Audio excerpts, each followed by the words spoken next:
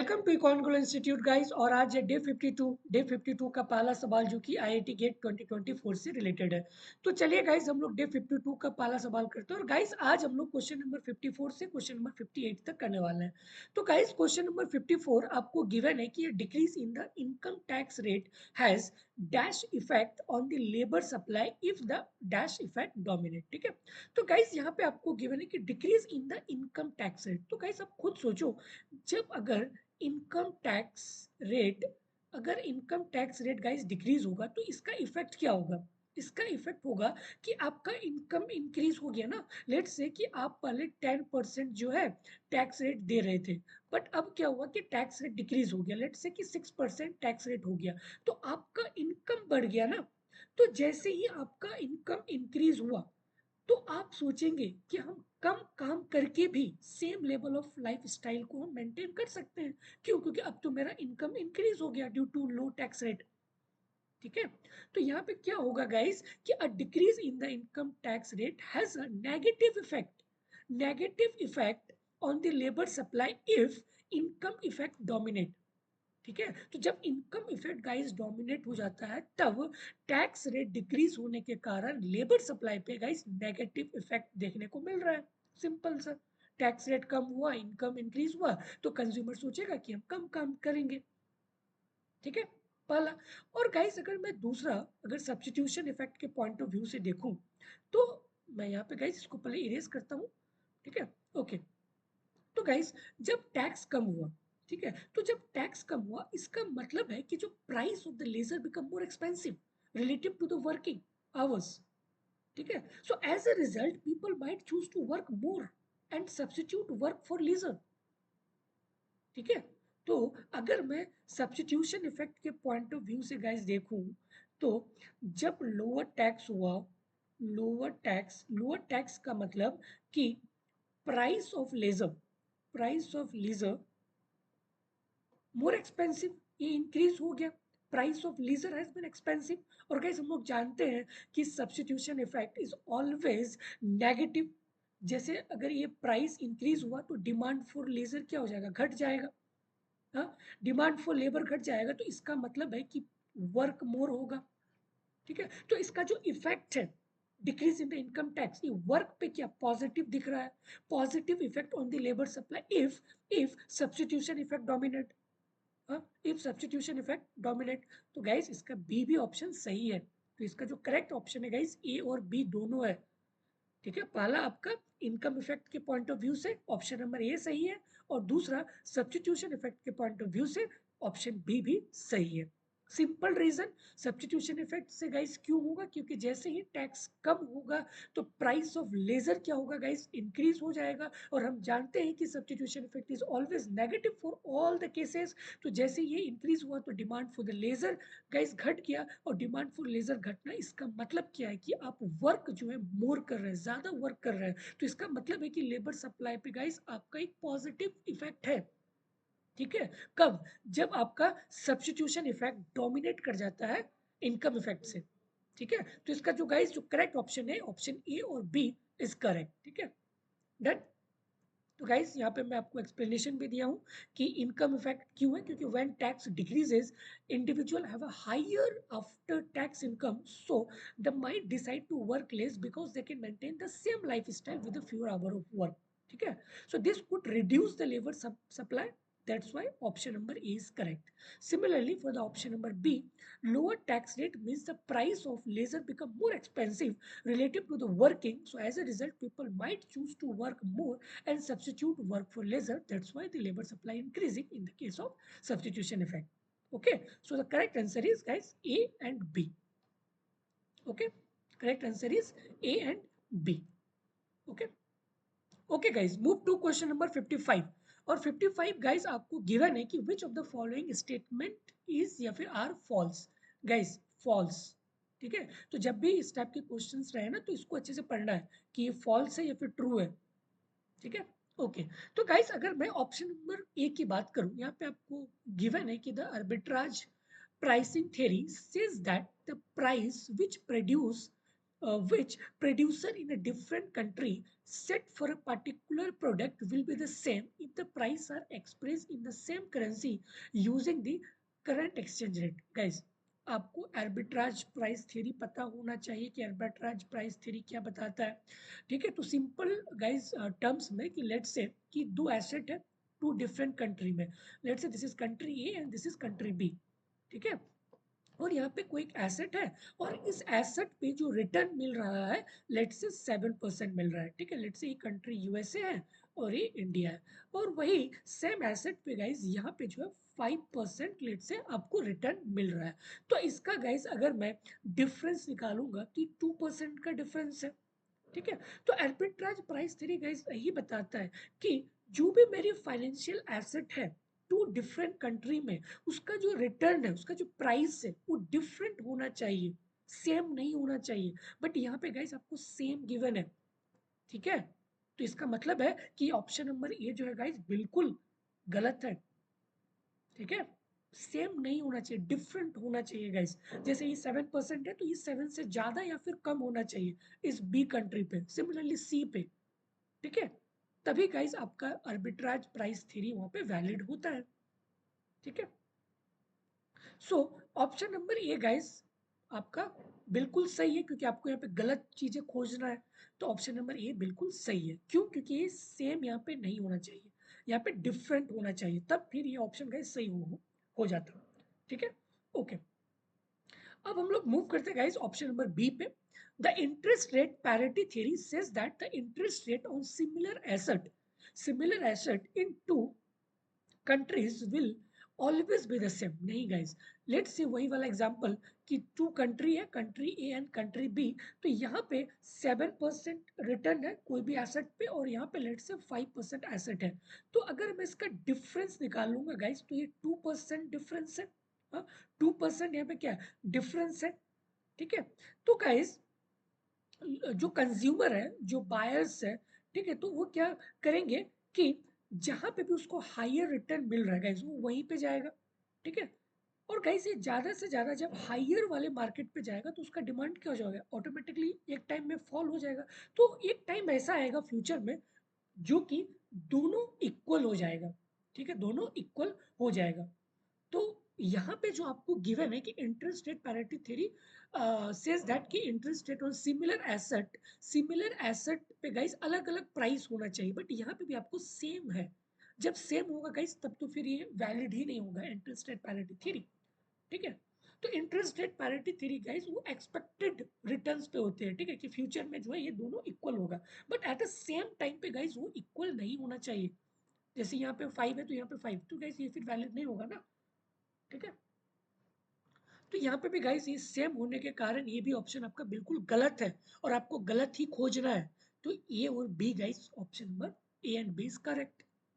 ठीक है, okay. Option number C guys, purchasing power parity theory says that the total price of any basket of a product which apply to two different countries will be the same if the price are expressed in the same currency using the current exchange rate. guys ये बिल्कुल सही है, आपको पता होना चाहिए purchasing power parity की definition. ठीक है, तो गाइस बेसिकली जो PPP theory it suggest that कि in the long run the exchange rate should adjust so that the basket of good in one country cost the same in another country guys when the price are converted into a common currency. So guys, this is correct definition of PPP. Okay, and similarly guys, option number D is also correct. Okay, so option A and option B are false. और वही आपको guys यहाँ पे निकालना था, option A and option B. ठीक है, तो गाइज यहाँ सेम होने के कारण है ये सेम, यहाँ पे भी सेम, यहाँ पे भी सेम, इसके कारण गाइज ये फॉल्स हो गया ए और बी ऑप्शन. ठीक है, ओके ओके. तो गाइज यहाँ पे correct answer is A and B. ठीक है, तो यहाँ पे गाइज मैं आपको डेफिनेशन भी दे रखा हूँ, आप एक बार यहाँ पे पढ़ ले.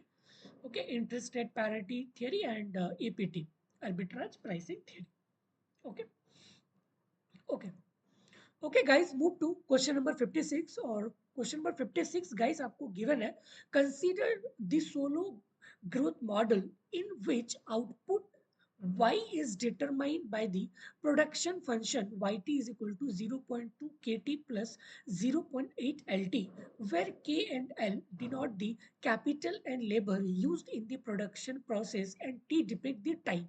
The depreciation is given by the delta Kt, where delta is 0.2, and saving is given by SYT, where S is 0.5. Assume that the population does not grow with time. The steady state capital per unit of labor is what? ठीक है, तो guys ये आपका जो है solo growth model के questions है। और गाइस आपको पता होना चाहिए कि जब भी आप सोलो के क्वेश्चंस करते हैं ना, तो वहां पे दो चीजें बहुत ही इंपॉर्टेंट है। एक आपका होता है कैपिटल वाई पे और एक आपका होता है स्मॉल वाई पे। सिमिलरली कैपिटल के स्मॉल के।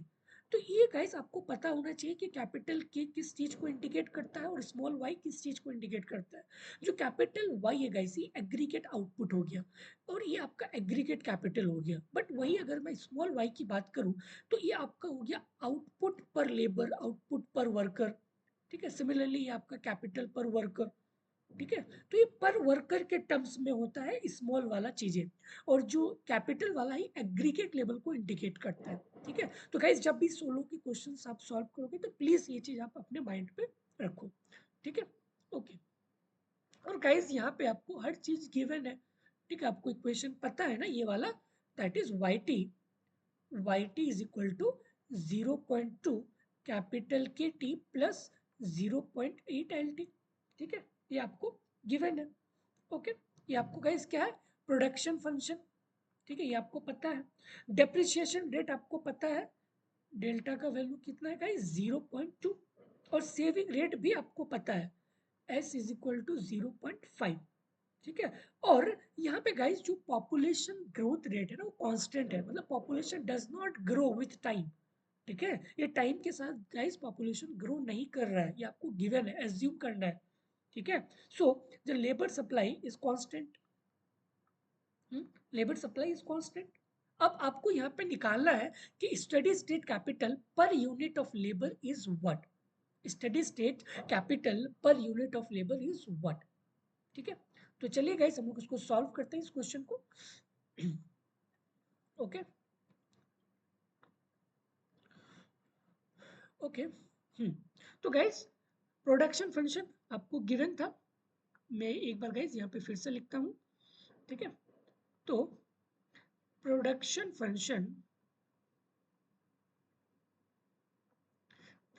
फंक्शन आपको गिवन है कि yt is equal to 0.2 kt plus 0.8 capital L T. Guys यहाँ पे कैपिटल है, और आपको पता होना चाहिए कि कैपिटल को हम लोग स्मॉल में कन्वर्ट कर सकते हैं, just dividing both side by labour.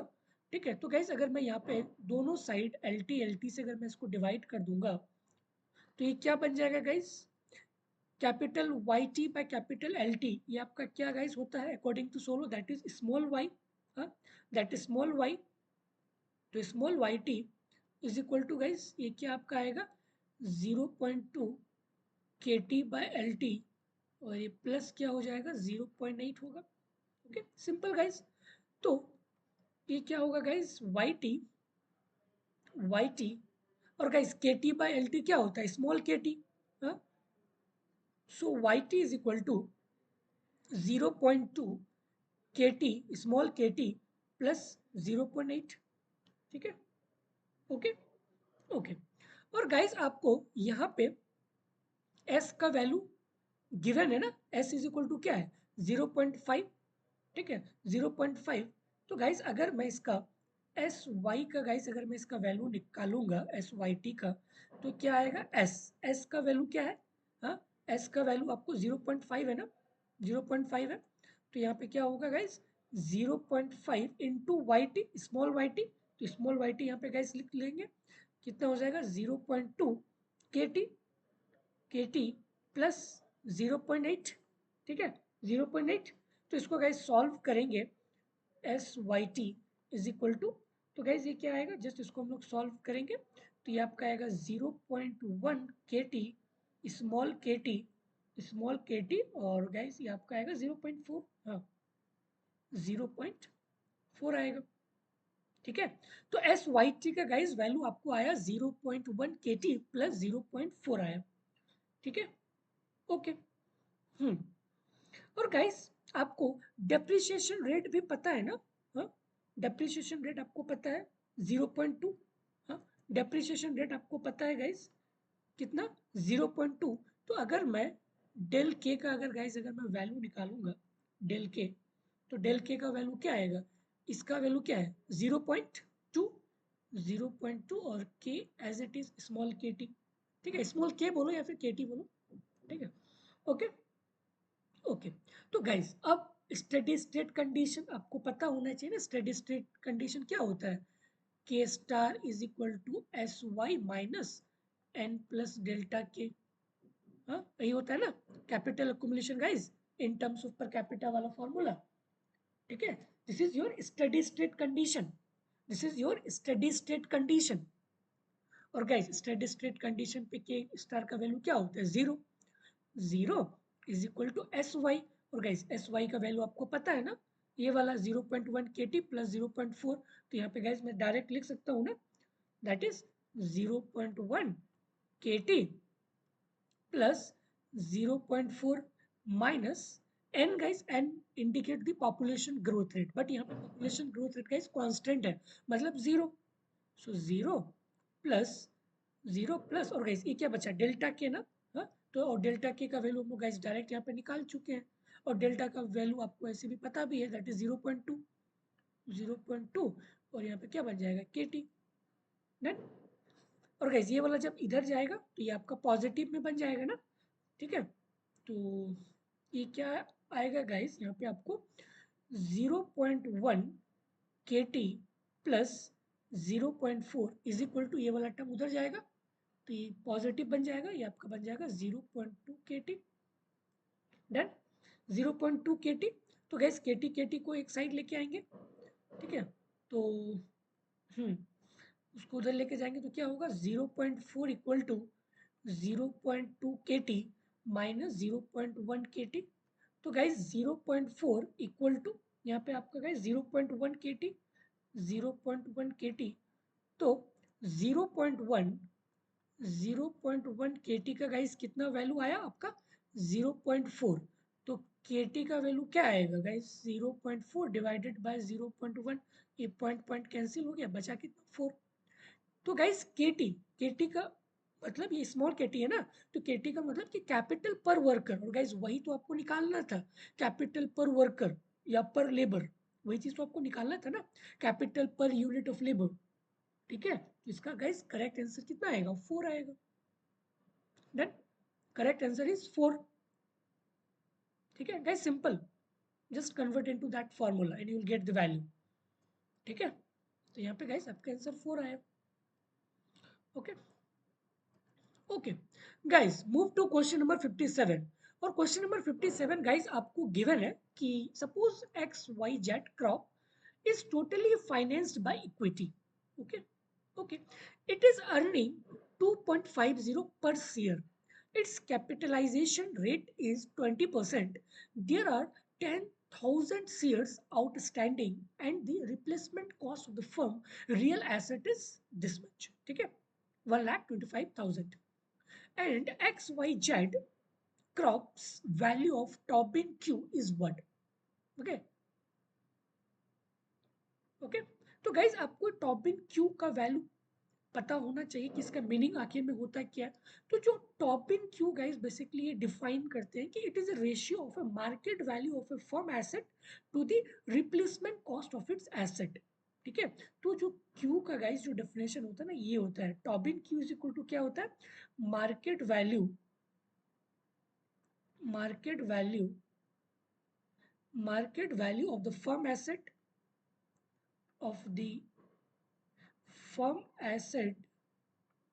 divided by replacement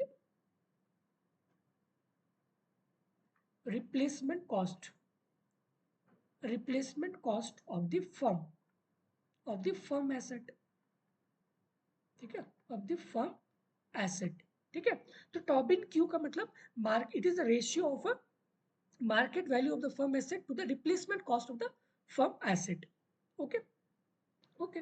तो गाइज जस्ट आपको क्यू की यहाँ पे वैल्यूज पूछा गया है। ओके तो चलिए गाइज इसको हम लोग सॉल्व करते हैं क्वेश्चन नंबर 57 को। ओके तो गाइज सबसे पहले हम लोग इसका मार्केट वैल्यू ऑफ इक्विटी को निकालते हैं। ठीक है, मार्केट वैल्यू ऑफ इक्विटी।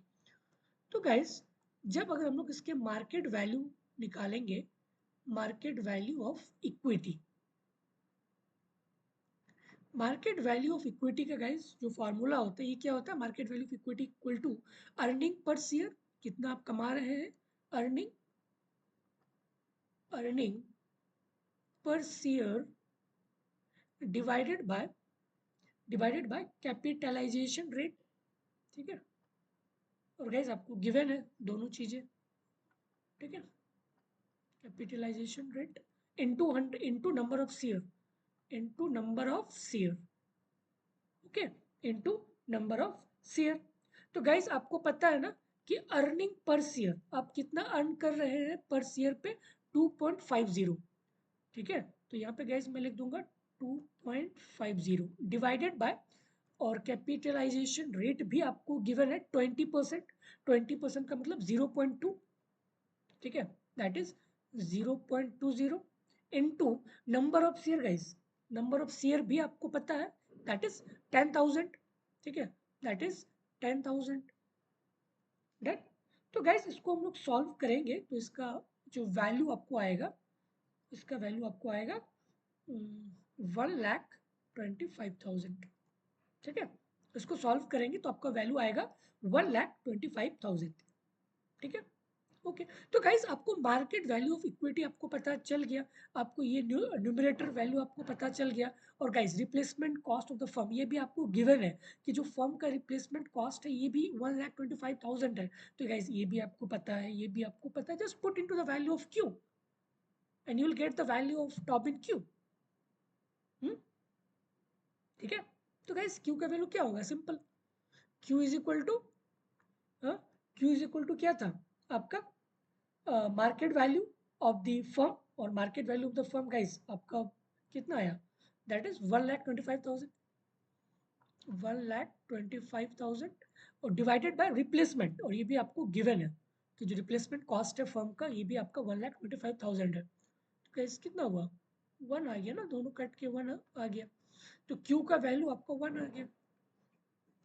ठीक है, क्यू का value is 1। Okay, so the correct answer is 1. Done. Okay. Okay guys, move to question number 58। और गाइस क्वेश्चन नंबर 58 में ऑलरेडी कर रखा हूँ। ठीक है, और इसका लिंक जो है गाइस मैं आपको डिस्क्रिप्शन बॉक्स पे दे दूंगा, आप वहां से चेकआउट कर सकते हैं। ठीक है, और ये गाइस आई थिंक मैंने डे 9 वाले जो मेरा सीरीज है उस पर मैंने इस क्वेश्चन को डिस्कस किया बहुत अच्छे से। ठीक है, तो इसका लिंक गाइस मैं आपको डिस्क्रिप्शन बॉक्स पे दे दूंगा। ठीक है, आपको गाइस ये सिंपल क्वेश्चंस गिवन है कि कोई इंडस्ट्रीज है कंप्राइजिंग ओनली 2 फर्म्स जो प्रोड्यूस करते हैं होमोजीनियस प्रोडक्ट को, और मार्केट डिमांड फंक्शन आपको गिवन है, और 2 फर्म्स का जो टोटल कॉस्ट है ये भी आपको गिवन है।